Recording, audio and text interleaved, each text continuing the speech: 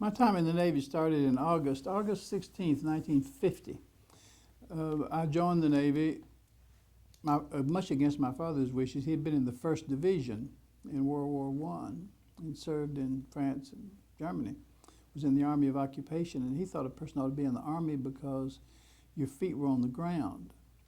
But that didn't appeal to me, and I knew some people who'd been in the Navy, so I joined the Navy and went to boot camp in San Diego.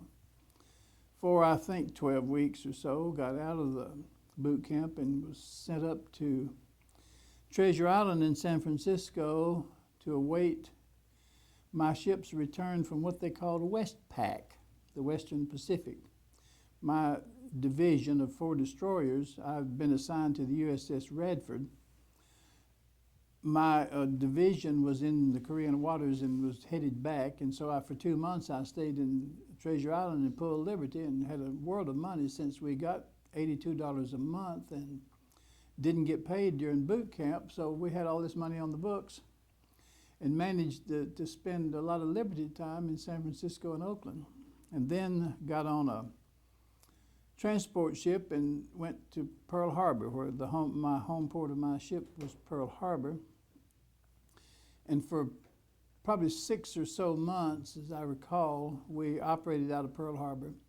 This destroyer was a Fletcher-class World War II destroyer, which had been DD 446.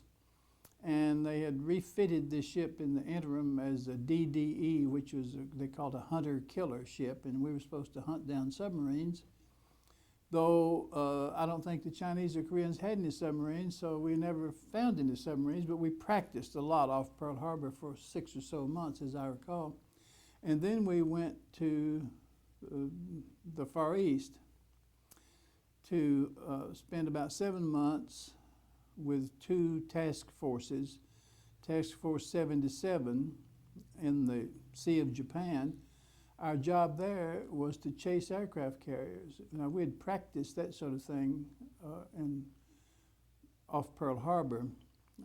When we were they put 2 ships behind the aircraft carrier, and the planes would land, and we were there in case one of them ran into the fantail of the aircraft carrier or slid off the side. And I think one of them did, but we had nothing to do because a helicopter came out and picked up the pilot. But, you know, it was an old way of doing things, and we did things the old way. In the Korean, in Task Force 77 off the coast of Korea, there would probably be 10 destroyers circling an aircraft carrier, and sometimes an aircraft carrier and a cruiser, and as I remember one time a battleship, and they were launching flights in to bomb North Korea.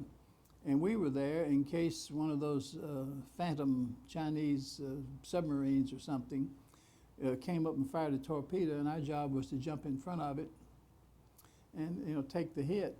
But nothing ever happened. And so we did that. And the other thing we did was to join Task Force 95 in the Yellow Sea.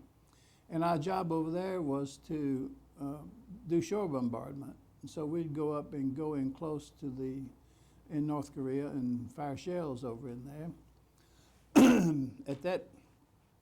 In Task Force 95, we dropped the American flag and raised the UN flag. And so we were part of a UN task force.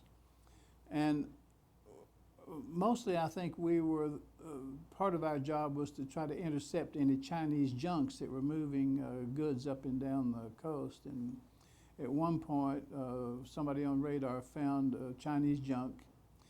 And we went to general quarters and decided that our best move would be to shoot it out of the water.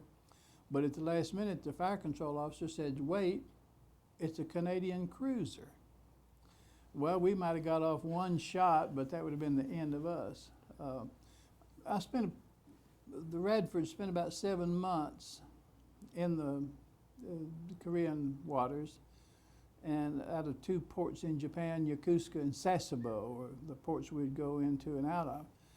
Then we returned to Pearl Harbor and remained for probably not more than 5 or 6 months, and went to the first bomb test at Inuitak Bikini. And that was in 1952, if I'm not mistaken.